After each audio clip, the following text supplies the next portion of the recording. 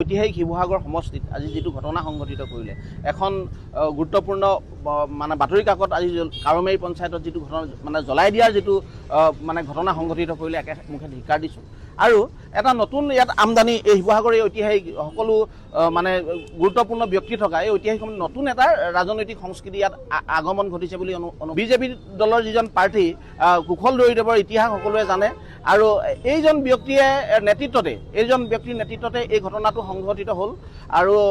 তাৰ গোটেই নেতৃত্বটো বহন কৰিলে পাৰ্থ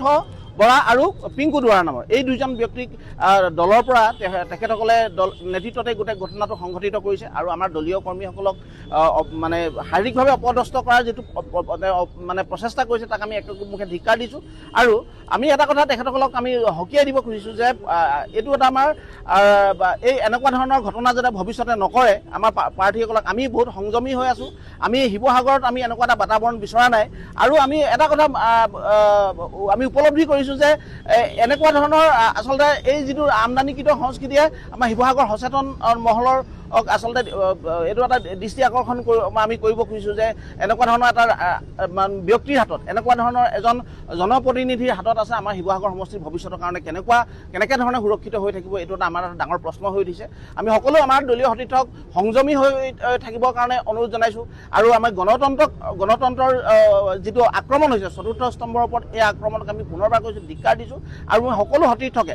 যাতে আমাৰ যে গণতন্ত্ৰৰ ওপৰত আস্থা ৰাখি আমাৰ এই নিৰ্বাচনটো যাতে আগবাঢ়ি যায় আৰু তেখেতসকলৰ এই যে কুখ্যাতমূলক যিটো মানে যিটো মানে ঘটনা সংঘটিত কৰিবলৈ তেওঁৰ অপচেষ্টাক আমি সকলোৱে দৃঢ়তাৰে মোকাবিলা কৰিবৰ কাৰণে অনুৰোধ জনাইছোঁ এইটো অভিযোগটো আমি আমাৰ যি দলীয় সতীৰ্থসকলে জনাইছে যিকেইজনৰ এজন মানে ইতিহাস আছে এটা মানে আলফাৰ নামত ধন দাবী কৰা ইতিহাস আছে পাৰ্থ বৰা নামৰ এজন ব্যক্তিৰ নেতৃত্বত এই ঘটনা সংঘটিত হৈছে আৰু ঠিক আৰু লগত আছে পিংকু দত্তকে আৰম্ভ কৰি যথেষ্ট ব্যক্তি আছিলে মই সামৰিকভাৱে এই দুজন মানে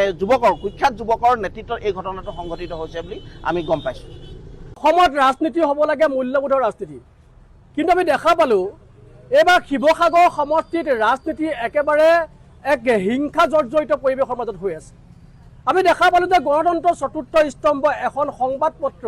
আজি পুৱাৰ ভাগতে জ্বলাই দিয়া হৈছে অত্যন্ত গুণ্ডামি কৰি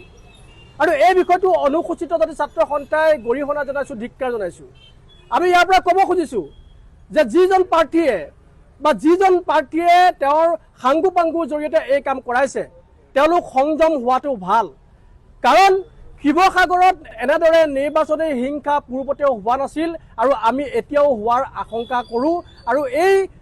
যিটো পৰিৱেশ এই পৰিৱেশটো নস্যাৎ কৰিবৰ কাৰণে আমি চেষ্টা কৰিছোঁ আৰু এই পৰিৱেশটো নোহোৱা কৰিবৰ কাৰণে সেই নিৰ্দিষ্ট প্ৰাৰ্থীজনক আমি আহ্বান জনাইছোঁ